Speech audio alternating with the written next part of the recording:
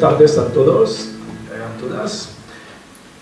Es un placer, en primer lugar, regresar aquí y yo agradezco a nuestro camarada Erwin Robertson por haberme invitado también este año. Yo tuve el placer de venir en 2013 y desgraciadamente no tengo buenas noticias. Desde 2013 la situación no se mejoró, al contrario. Es la razón por la cual yo hablaré de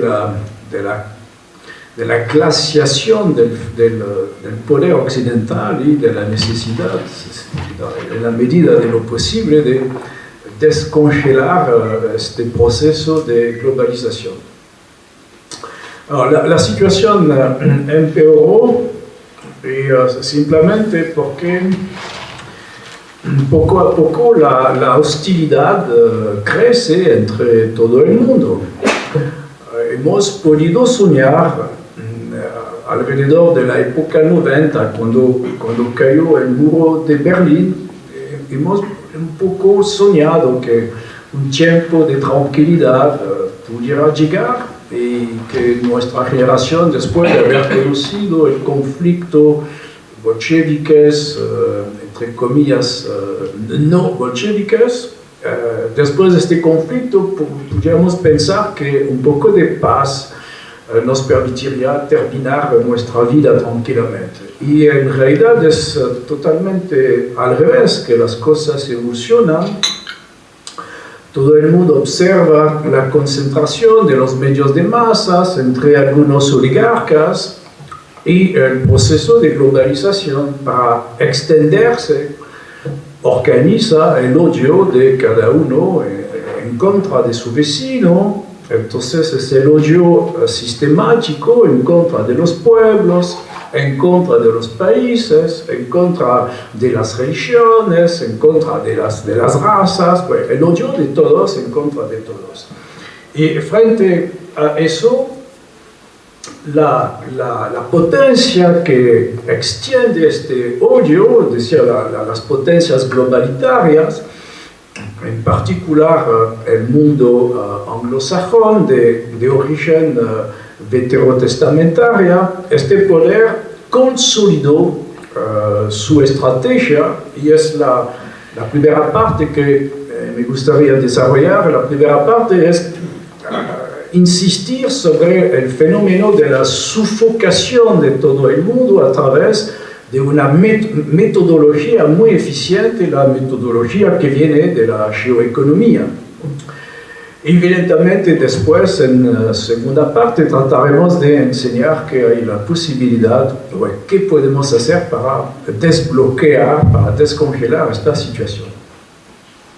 Entonces, la primera idea, el primer eje de reflexión es darse cuenta de que el proceso de glaciación viene de un método que a la fecha conocemos y que por el momento no se para y que nadie puede parar. Es el fundamento de la geoeconomía, que consiste en pensar la potencia sobre un espacio sin límites, porque el espacio económico no tiene límites. Cuando la geopolítica, como lo hemos visto con nuestro colega, cuando se cita a Carl Schmitt, cuando la geopolítica es la potencia sobre un territorio, la geoeconomía piensa la potencia sobre un espacio abierto, los mercados. Y los mercados, evidentemente, alcanzan toda la humanidad. Entonces, con el método de la geoeconomía, poco a poco el poder global pudo instalar un poder militar, un poder económico y un poder cultural.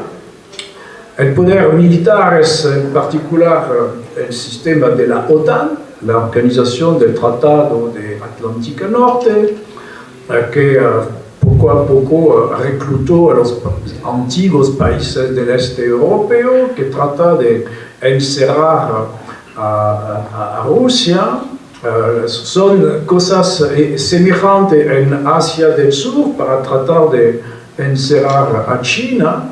Y también yo leí que algunos presidentes de países de América Hispánica estaban de acuerdo para entrar en la OTAN, para evidentemente tratar de participar, yo supongo, al parasitismo de este tipo de ejército. Entonces la OTAN sirve de organización militar para destruir los países, para por lo menos evitar que haya países con una cierta independencia. En términos económicos, hemos visto en pocos años la concentración fantástica de poder. Nuestro colega platicó de la técnica, y efectivamente la técnica, por ejemplo, de Google, de Apple. En pocos años son 4 o 5 grupos que controlan la totalidad de las nuevas tecnologías, lo que permite a los que controlan esta tecnología decir que saben más sobre nosotros que lo que sabemos nosotros de nosotros mismos. Porque nosotros olvidamos lo que hemos hecho en el pasado, pero los bancos de datos no olvidan nada. Y al final, el poder global sabe más de nosotros que nosotros mismos de nuestra propia vida. Entonces, eso efectivamente es un sistema de vigilancia que, a través de la información y de la economía, adquirió una potencia que no podíamos anticipar. Y el tercer pilastre de este poder global que congeló el sistema occidental es el poder cultural. De la misma manera, hay por lo menos 5 grupos que controlan todo el sistema de Hollywood, y en todos los países, más o menos, un oligarca, 2 oligarcos controlan todos los medios de masas. Aquí en Chile son 2, si entendí bien. En Argentina no mucho más. En Europa son 6 oligarcas que controlan todos los medios de masas, y a través de eso, efectivamente, es el Niágara de propaganda, un Niágara de insultos, de satanización, y frente a eso, pues nosotros somos un poco un pequeño chorro de agua, pero efectivamente todavía estamos presentes. Entonces, la geoeconomía que permite pensar el mundo sin límites, porque hay siempre a conquistar terrenos, a conquistar mercados, a conquistar consumidores, permite a este proceso desarrollarse sin límites, por lo menos a partir de la potencia militar, de la potencia económica y de la potencia cultural. Además, yo supongo que todo el mundo aquí entendió cómo funcionan los Estados Unidos en particular. Han realmente rodeado una técnica de guerra y de ataque en 4 tiempos que a la fecha conocemos y que se repiten de manera sistemática a lo largo de los años. La primera fase es que cualquier enemigo es alguien que tiene unos recursos, unas riquezas que los Estados Unidos o que la globalización quiere apoderarse. No existe adversario, es únicamente enemigos, y el enemigo de la globalización es el que tiene una riqueza, porque la riqueza debe pertenecer y ser administrada por la gente de la globalización. Entonces, cualquier persona, cualquier grupo, cualquier país que tiene una riqueza es un enemigo a partir del momento en que no se doblega frente a la globalización. Primera técnica permanente: cualquier riqueza entre las manos de otro designa el enemigo.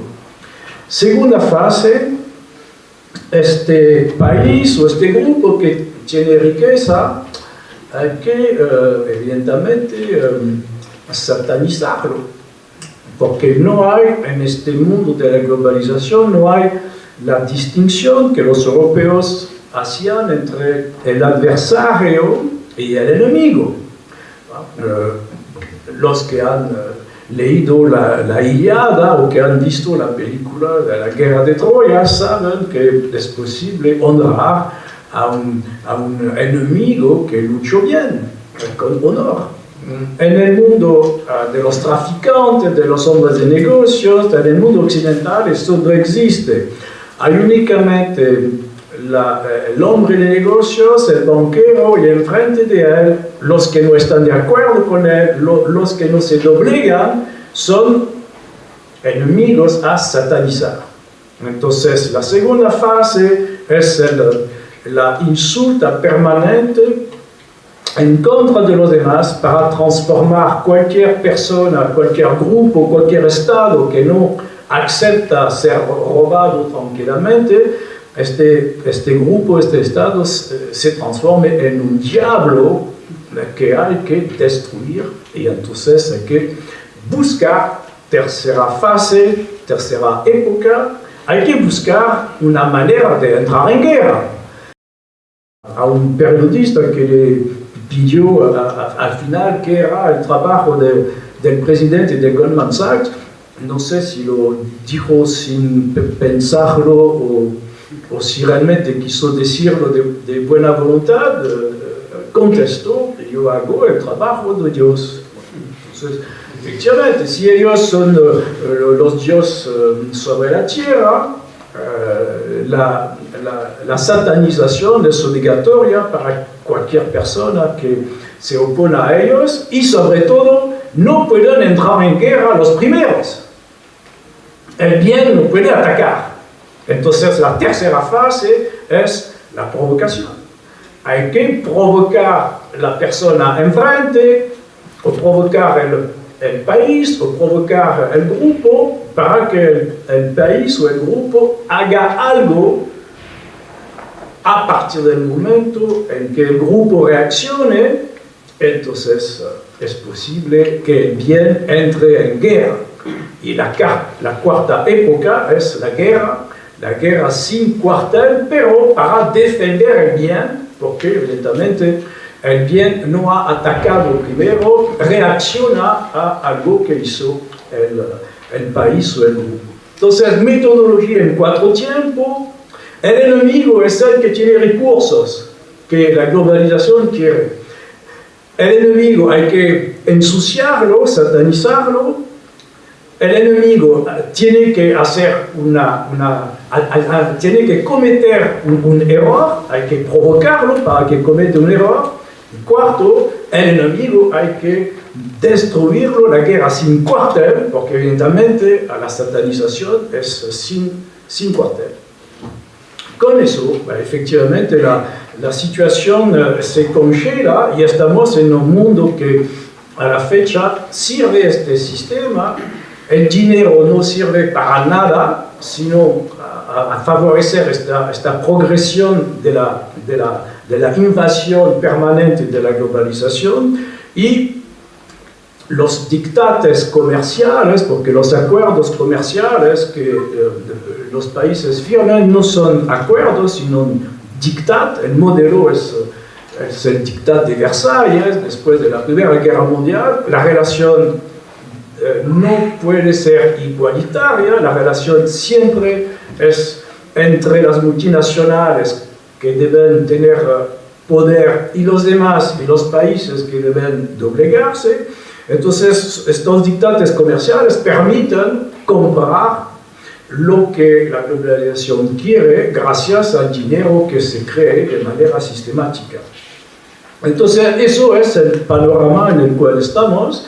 No es efectivamente un panorama muy simpático. La metodología está conocida, funciona de manera permanente, porque además tienen fuerza militar, tienen creación monetaria ex nihilo para poder comprar lo que quieran.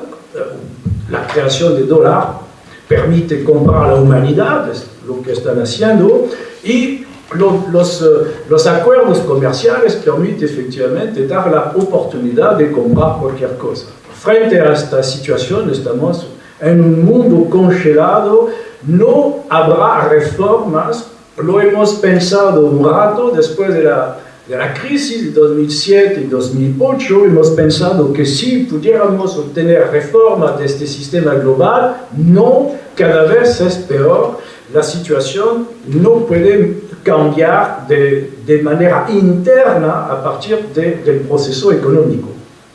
Entonces, es el segundo eje de reflexión, tenemos que regresar al problema de la legitimidad que los políticos regularmente han presentado. Es la única posibilidad para obtener una descongelación. Si uno piensa que los banqueros pueden reformarse por sí mismos, yo voy a permitirme rápidamente indicar cuáles son a la fecha los tipos de argumentos que los banqueros utilizan para rechazar cualquier reforma. Típicamente, para utilizar el vocabulario de los agitadores de la época 70, típicamente es el discurso reaccionario que podemos escuchar por parte de los banqueros. Primera idea, no se puede reformar, dicen los banqueros, no se puede reformar porque cualquier reforma monetaria tiene efecto perverso. Es decir, que el resultado es exactamente el contrario o es un resultado muy diferente de lo que se podía pensar con la reforma. Cualquier reforma del sistema monetario desemboca en algo catastrófico porque hay un efecto perverso. ¿Por qué? Porque es demasiado complejo. El mundo de las finanzas es un mundo tan sutil que tocar algo es desembocar sobre un fracaso. Entonces, no hay que reformar. Primer tipo de argumento. Simplemente, el argumento aparece falso porque quien creó la complejidad del sistema financiero, pues son ellos, son los banqueros. Son ellos que desde la época 80, 90 han podido crear productos nuevos, productos derivados, etc. La complejidad son ellos que la crean y después dicen que es tan complejo que no se puede reformar. Evidentemente es un argumento totalmente falso. Cuando no es este argumento que utilizan, dicen que no sirve para nada reformar, porque el mundo de las finanzas es un mundo perfecto. No hay que reformar, no sirve. El sistema se autorregula. Hay anticipaciones racionales, hay leyes estadísticas, la ley de los grandes números, las fractales. Tienen un montón de matemáticos de alto nivel que explican que no, el mundo de las finanzas es tan maravilloso que no hay que reformar. Pero la prueba que eso es falso es que en realidad hay regularmente crisis y ellos jamás anticipan crisis. Entonces no son tan maravillosos. Y la tercera argumentación que se escucha por parte de los banqueros es también decir que la reforma es peligrosa, tocar a los bancos es peligroso para la economía real. Si un país se permite reformar a sus bancos no van a poder hacer crédito a la economía real.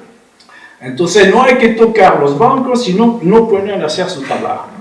El problema es que la pérdida de eficiencia económica ha aumentado desde que los bancos han tanto poder. La situación es exactamente al revés. Más poder a los bancos, menos créditos a la economía, más estancamiento.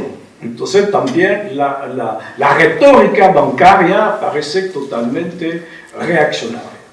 Bueno, con gente que sin vergüenza pueden imponer este tipo de argumento, no se puede esperar una reforma que viene desde adentro del sistema económico globalitario.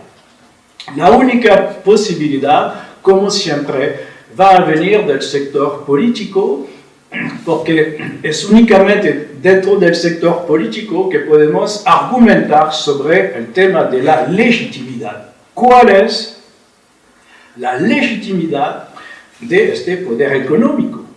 De este banquero. El banquero tipo Goldman Sachs dice que su legitimidad es que hace el trabajo de Dios.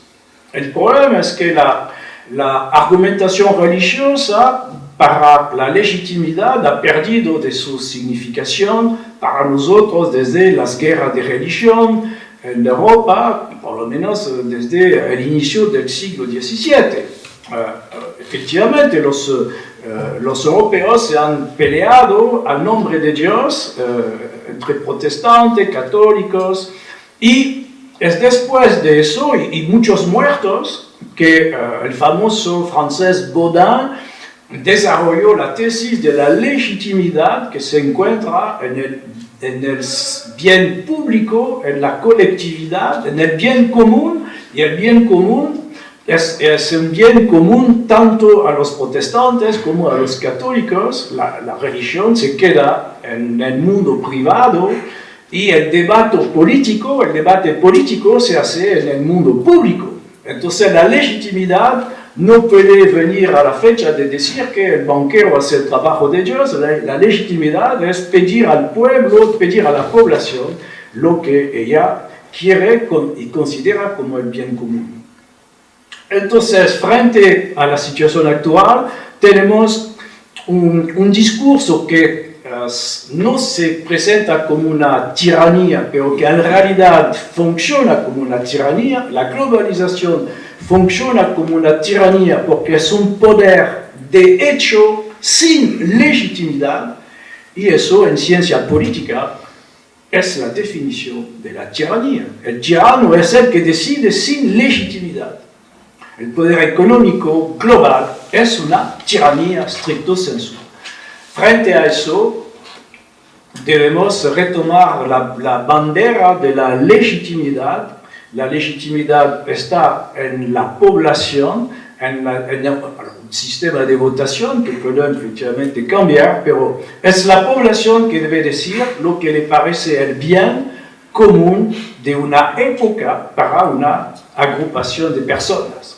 Y con eso es la única manera de descongelar este sistema totalitario, que él funciona únicamente con la voluntad de abrazar a la humanidad. Porque la geoeconomía, como yo decía al inicio, no tiene límites, ni el espacio ni el tiempo. El poder económico puede abarcar la humanidad y entonces instalar una tiranía sobre todo el planeta. Si no queremos eso, hay que otra vez insistir sobre un poder legítimo viniendo de un pueblo. Gracias por su atención.